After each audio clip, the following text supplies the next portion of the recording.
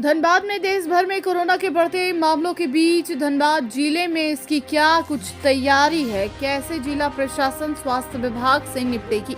तमाम तैयारियों का जायजा लेने के लिए धनबाद डीडीसी शशि रंजन सिंह धनबाद SNMMCH पहुंचे, जहां उन्होंने कोविड-19 वार्ड का निरीक्षण किया, साथ ही PSA प्लांट, ऑक्सीजन प्लांट आदि की भी निरीक्षण की। इसके अलावा वहां मौजूद संसाधनों का जायजा भी लिया। डीडीसी ने मीडिया से बात करते हुए बताया कि 130 बेड की मुकम्मल व्यवस्था अभी की गई है।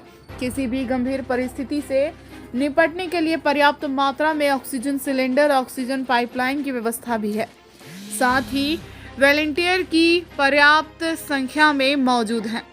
हर एक उम्र में मरीजों के बेहतर केयर के लिए तैयारियों को अंतिम रूप दिया गया है। साथ ही जांच का दायरा भी बढ़ाया जाएगा।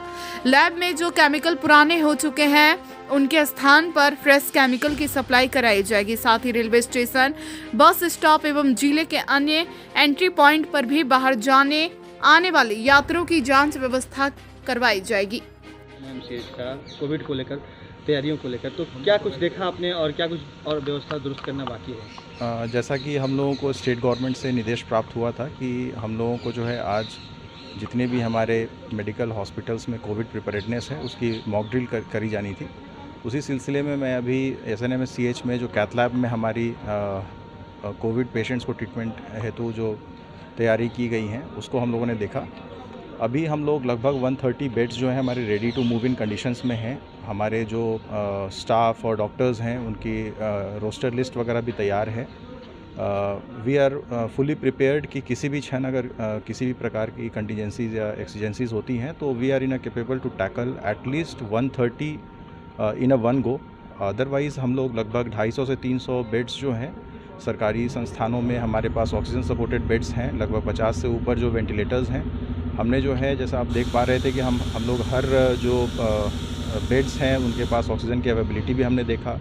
जो PSA प्लांट्स और PM केयर्स के तहत में जो ऑक्सीजन जनरेशन प्लांट्स लगे हैं उनकी भी हम लोगों ने मॉनिटरिंग की।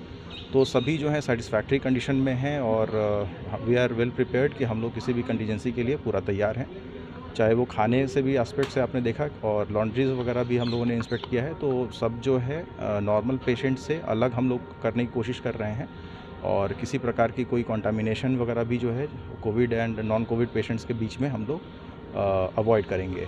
सर एक चीज़ जो है मैन पावर की भी तो सर कमी है। डेफिनेटली जैसा मैंने बताया कि डिपेंडिंग अपॉन पेशेंट्स कितने बढ़ेंगे उसके हिसाब से हम लोगों ने रोस्टर्स जो हैं वो प्रिपेयर कर लिया है। आने वाले समय में अगर किसी भी प्रकार की होगी तो वी आर फुली ओपन कि हम लोग जैसा DMFT के तहत में भी काफ़ी डॉक्टर्स वगैरह काम करते हैं, we will work on that plan. लेकिन किसी भी प्रकार की कोई त्रुटि नहीं होगी और हम लोग जो आश्वस्त हैं कि हम लोग किसी भी प्रकार की सिचुएशंस को टैकल कर लेंगे।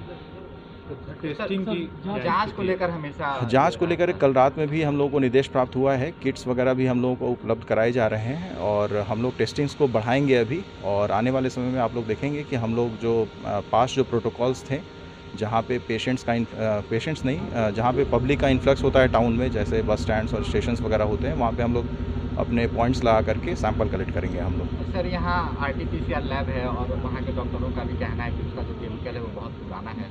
नहीं, डेफिनेटली उसी के एस्पेक्ट में मैं बता रहा हूँ कि कल रात में जो है एक हाई लेवल ऑफ VC के माध्यम से एक मीटिंग करी गई है और उसमें सारे इश्यूज़ को रेज़ किया गया है और बहुत जल्द जो है उसमें हम लोगों को किट्स और तरह तरह की जो भी केमिकल्स हैं वो हम लोगों को उपलब्ध कराए जाएंगे।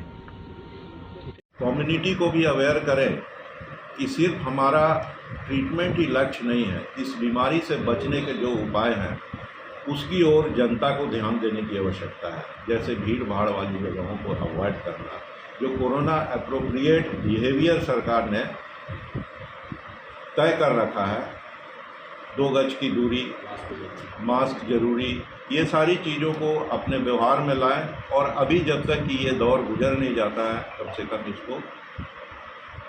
इसका पालन करते हुए इससे बचाव करें। धन्यवाद।